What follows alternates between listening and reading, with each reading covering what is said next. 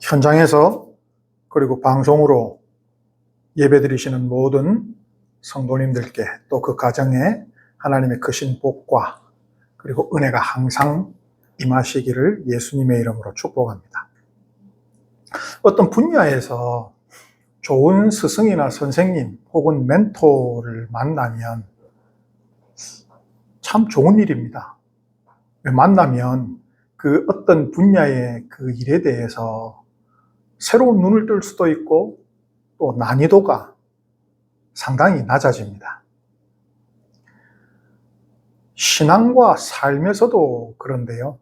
인생에서 좋은 신앙의 선생님이나 혹은 멘토를 만나면 우리의 신앙이 비약적인 성장을 이루는 것을 알 수 있고 또 신앙적으로 많은 도움을 얻고 또 하나님에 대해서도 많이 알아갈 수가 있죠.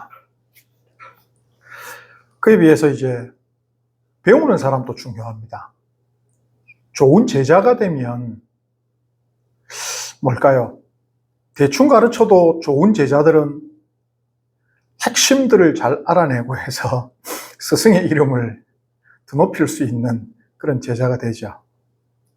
성경에서 보면 스승과 제자 두 사람 다 하나님의 사람으로 불린 사람이 있는데 그게 이제 엘리야와 엘리사입니다.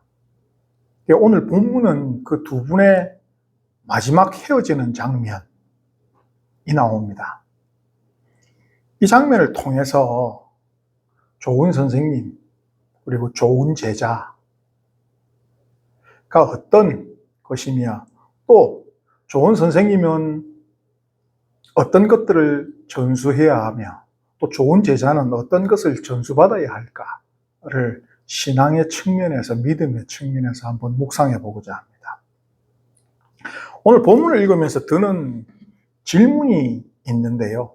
의문이 하나 있습니다. 그게 뭐냐면 사람은 자신의 끝이 다가오면 혼자 있는 게 좀 두렵다고 생각하는 것 같습니다. 그래서 고독사라는 사회적인 문제가 있는데요. 고독사를 원하는 사람은 없죠. 자신의 어떤 삶의 마지막 순간에 자신과 자신의 가족이라든지 혹은 자신이 친한 사람들과의 마지막 시간을 가지고 그렇게 이제 생을 마감한다면 참 좋은 것이죠. 흐뭇한 인생이 되는 거죠. 마지막 순간까지. 그래서 고독사라는 것은 참 마음 아프고 좋지 않은 사회적인 현상입니다. 그런데 오늘 본문을 보면 엘리야 선지자가 엘리사 선지자를 계속 떼어놓으려고 노력하는 것 같습니다. 마치 불병거를 타고 이제 하늘로 올라갈 그때 같이 있지 않으려고 하는 듯한 그런 인상을 줍니다. 그러면서 그냥 한 곳에서 하나님을 기다리다가 가면 될 터인데 여러 마을을 돌다가 이제 요단 강변에서 하늘로 불림을 받거든요. 왜 그럴까? 어떻게 보면 질문이 두 가지죠. 왜 엘리야는 엘리사를 따라오지 못하게 했을까? 두 번째는 왜 여러 마을을 돌아다녔을까라는 것입니다. 이 질문 속에서 우리는 신앙의 전수, 좋은 스승과 좋은 제자, 그리고 이 모든 것 속에서 좋으신 하나님의 어떤 섭리를 알 수 있습니다. 먼저 이제 엘리야는 참 좋은 선생님인데요. 좋은 선생님의 조건은 요건은 여러 가지가 있겠지만 저는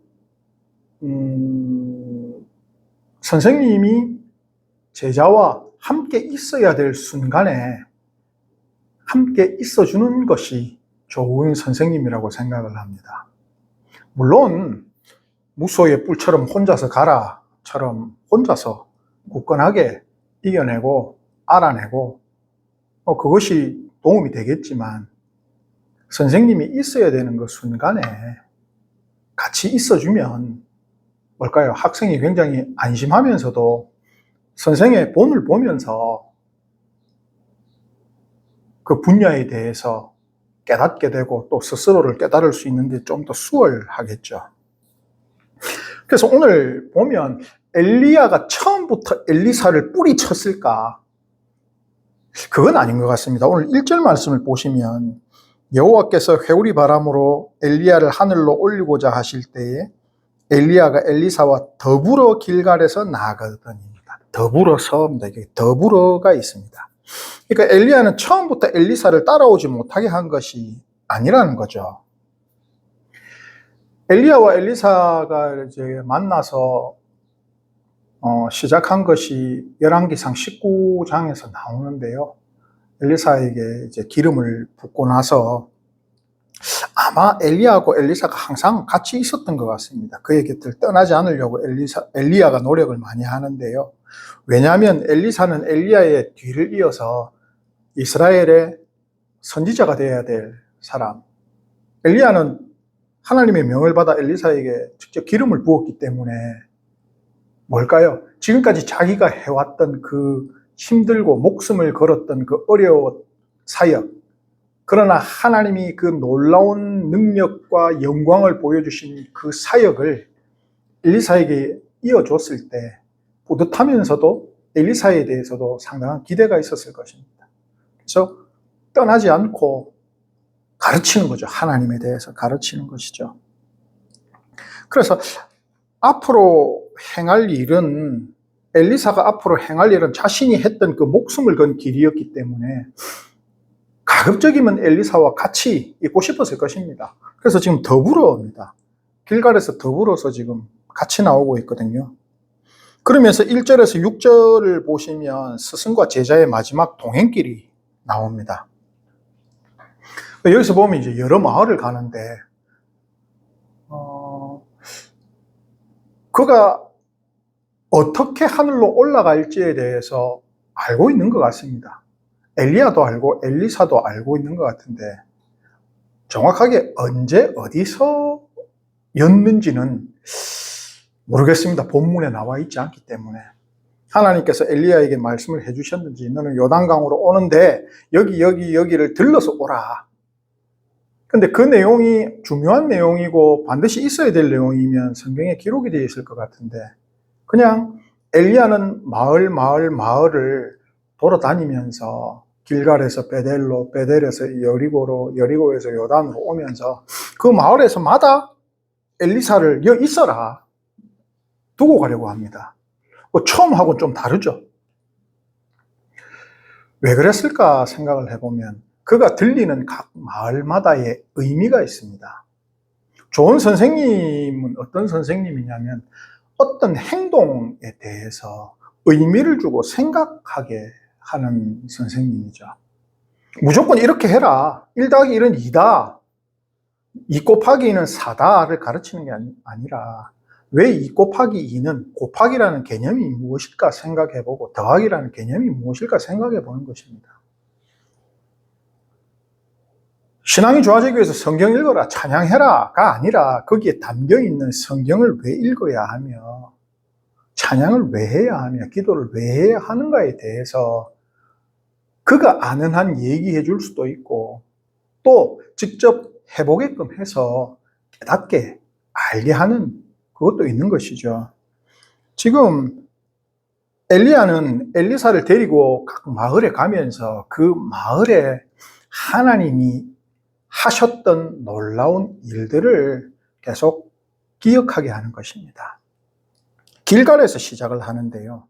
길갈은 이스라엘 백성이 가나안 땅에 들어오기 전에 처음으로 진을 친 곳이고 할례를 실행했던 곳이고요. 그곳이 어떤 곳이냐면 하나님이 주신 약속의 소명을 받았는지 안 받았는지, 넌 하나님의 백성이냐 아니냐를 확인하는 장소였습니다. 두 번째 이제 베델로 가죠. 베델은 우리가 잘 알고 있습니다. 야곱의 돌베개가 있었죠. 하나님의 임재가 있는, 하나님의 임재를 경험하고 사모하는가라는 의미를 가지고 있습니다. 그리고 이제 여리고로 가죠. 여리고는 아시다시피 이스라엘 백성이 첫 번째로 정복한 도시로 하나님의 능력을 경험한 곳입니다. 오직 하나님의 능력에만 의지하는가? 그리고 요단입니다. 이스라엘 백성이 가나안을 들어가기 위해 걷는 강으로 하나님의 인도하심을 상징하는 장소죠. 주셨고 주시고 주실 것에 대해서 하나님께 감사하며 충성할 것인가라는 것입니다. 이 네 곳을 들린 이유가 있는 것이죠. 엘리사에게 너는 지금 어느 신앙의 단계에서 머무르고 있느냐라는 것입니다. 길갈에 머무르고 있느냐? 베델에 머무르고 있느냐? 여리고에 머무르고 있느냐? 요당에 머무르고 있느냐? 그러면서 너는 이 의미를 아느냐라고 얘기하는 것이죠. 근데 그게 꼭 엘리사에게만 얘기하는 것일까? 라는 것입니다. 말로 전달해도 되잖아요. 근데 왜 엘리야는 직접 그 장소들을 갔을까요? 그러니까 좋은 선생님은 시키는 것뿐만 아니라 자기도 그것을 행하면서 모범을 보이는 것이죠. 지금 엘리야는 지금 이 순간이 자기의 마지막 삶의 시기라는 것을, 이 땅에서의 삶의 시기라는 것을 압니다. 자기 스스로의 신앙을 마지막으로 점검하는 거 아닐까요? 길갈에서 난 하나님의 백성이었지. 베델에서 나는 항상 하나님의 임재를 사모하고 경험했었지. 여리고에서 내가 그런 놀라운 일을 한 건 다 하나님의 능력이었지. 요단에서 지금까지 주신, 또 주시고 있는, 또 주실 이 놀라운 은혜들을 내가 받고 감사하며 끝까지 충성할 거야. 그걸 본인도 확인하고 있는 것이죠. 제자의 신앙의 수준을 점검하는 것뿐 아니라 자신의 신앙까지도 점검하고 있는, 그래서 그 마을들을 방문을 하는 것입니다. 참 좋은 선생님이죠. 그러면서 10절을 보시면 이르되 내가 어려운 일을 구하는도다. 그러나 나를 내게서 데려가는 것을 내가 보면 그 일이 내게 이루어지거니와 그렇지 않으면 이루어지지 아니하리라 하고, 좋은 선생님이라는 게 여기서 또 표가 납니다. 뭐냐면 자신의 한계를 안다는 겁니다. 자신의 한계를. 그가 행한 일은 그의 경건함으로 오는 능력이 아니라 성령께서, 하나님께서 하신 일이라는 것을 분명히 알고 있는 겁니다.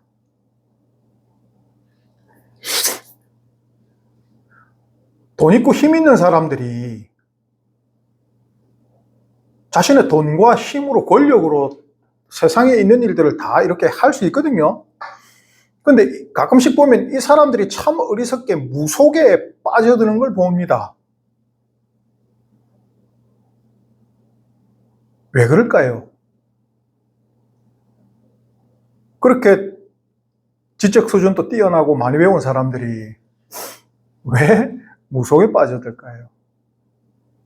그 자신들이 돈과 권력으로, 지식으로도 통제할 수 없는 부분들이 분명히 있다라는 것을 이 사람들이 아는 겁니다. 그 영역이죠. 엘리야도 초자연적인 하나님의 능력, 자신이 행했던 그 놀라운 일들이 자신의 능력이 아니라는 것을 분명히 깨닫고 있는 것입니다. 그렇기 때문에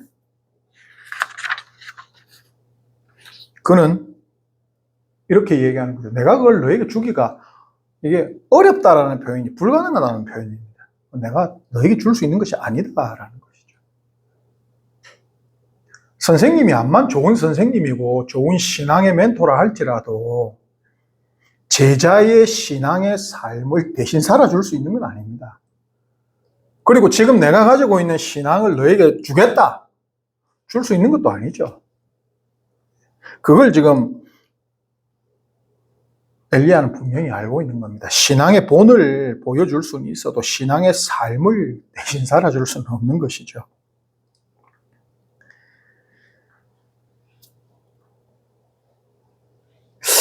그러면서 이런 좋은 선생님이 왜 제자를 따라오지 못하게 했을까? 글쎄요, 어떻게 보면 충분히 인간적인 생각일 수도 있는데, 그가 한 번도 경험해보지 못한, 하나님께서 분명히 나를 데리고 올라가실 건데 어떤 방법으로 대충 올라가실 것도 아마 대충 엘리야는 아는 것 같습니다. 왜냐하면 이 선지자 제자들도 알거든요. 방법은 대충. 그 정도면 또 엘리야는 그보다 훨씬 더 분명하게 알겠죠. 근데 그 속에서 어떤 일이 일어날까에 대해서 엘리야가 모르는 겁니다. 예를 들면 뭐 지금 불병거와 불말인데 엘리야야 어차피 하늘로 올라갈 건데 엘리사가 옆에 있다가 불에 데이면 어떡할 겁니까? 그죠?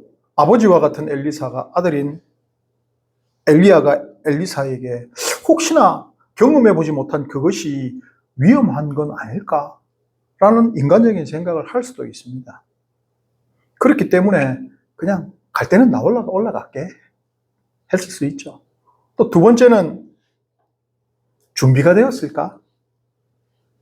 여기 남아라. 아직 준비가 안 되었다면 그 시간을 충분히 가지고 하나님께서 인도해 주실 것을 인도함을 받아라 라는 그 의미였겠죠. 이런 좋은 스승 엘리야 밑에서 배운 엘리사는요, 참 좋은 제자였습니다. 제자의 조건이 뭘까라고 하면 예수님께서 말씀하셨죠. 자기를 부인하고 자기 십자가를 지고 나를 따를 것이라. 이게 제자의 요건입니다. 가장 중요한 요건이죠. 지금 열왕기상 19장 19절에서 21절 말씀을 보면 엘리야가 엘리사에게 기름 붓고 나서 어떤 일이 일어났는지에 대해서 나오는데요. 엘리사의 그 반응이 아주 즉각적입니다.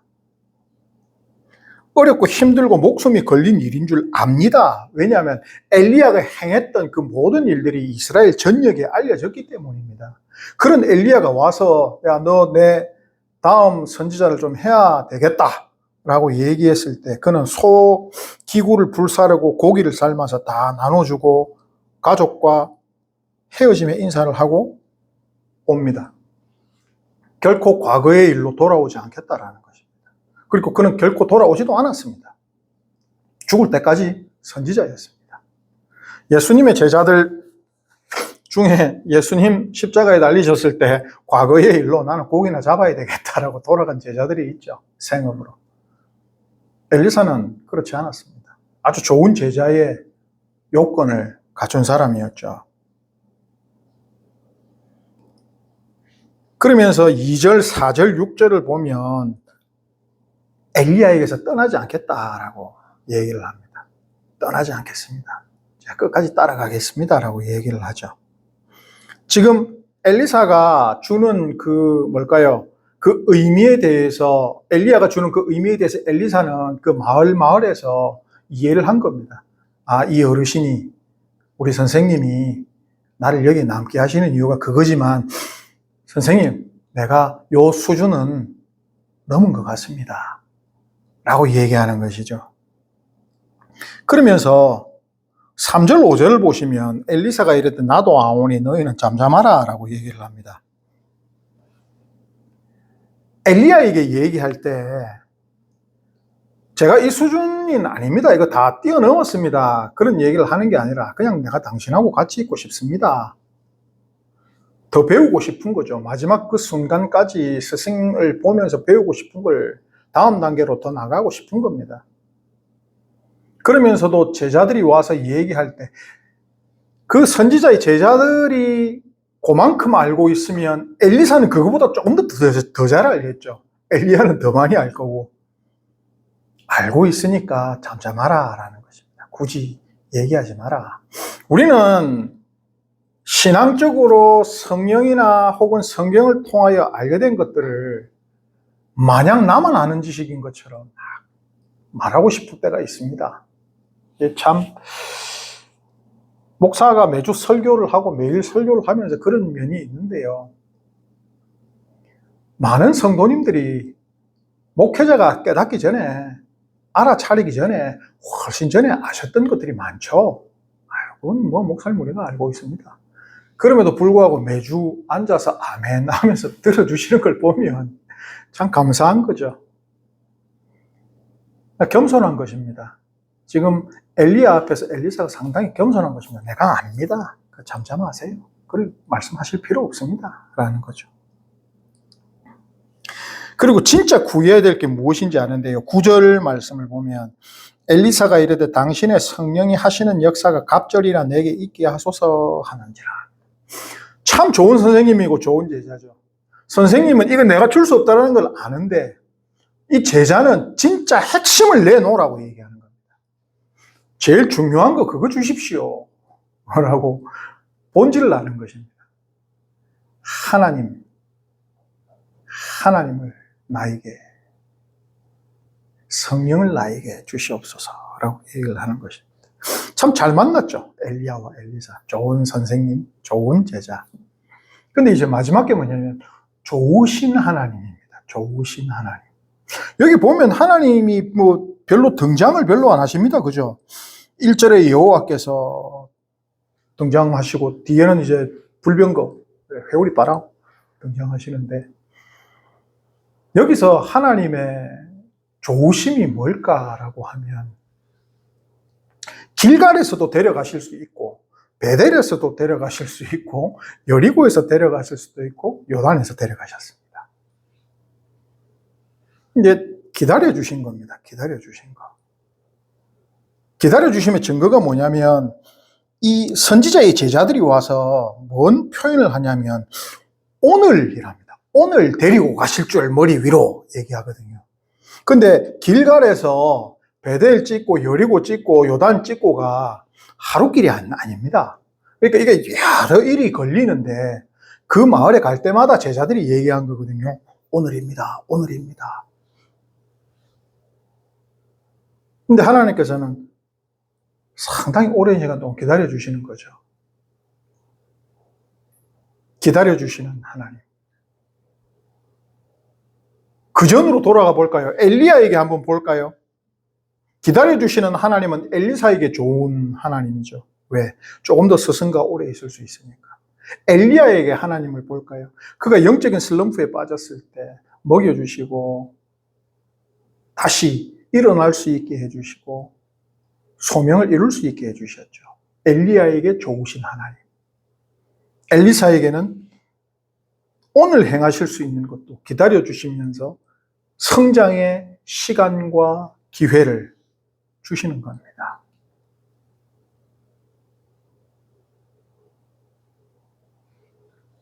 우리는 신앙생활을 하면서 선생님이 될 때도 있고 제자가 될 때도 있습니다. 내가 스승의 역할을 맡아야 될 때가 있고 제자의 역할을 맡아야 될 때가 있습니다. 스승의 역할을 맡아야 될 때는 엘리야의 마음으로, 제자의 역할을 맡아야 될 때는 엘리사의 마음으로. 그러나 좋으신 하나님께서 이 모든 것들을 가장 선한 길로 인도하여 주신다라는 것. 그분의 사랑을, 그분의 지혜를 우리에게 알려주신다는 것. 우리가 그리스도의 제자로서 자기 십자가를 지고 자기를 부인하고 끝까지 예수 그리스도를 따름에 있어 우리는 할 수 없지만 하나님께서 보내신 성령으로 그 일을 마무리 이룰 수 있습니다. 잊지 마시고 성령과 더불어 하나님이 주신 삶의 소명을 이 땅에서 이루시는 모든 성도님들 되시기를 예수님의 이름으로 축복합니다.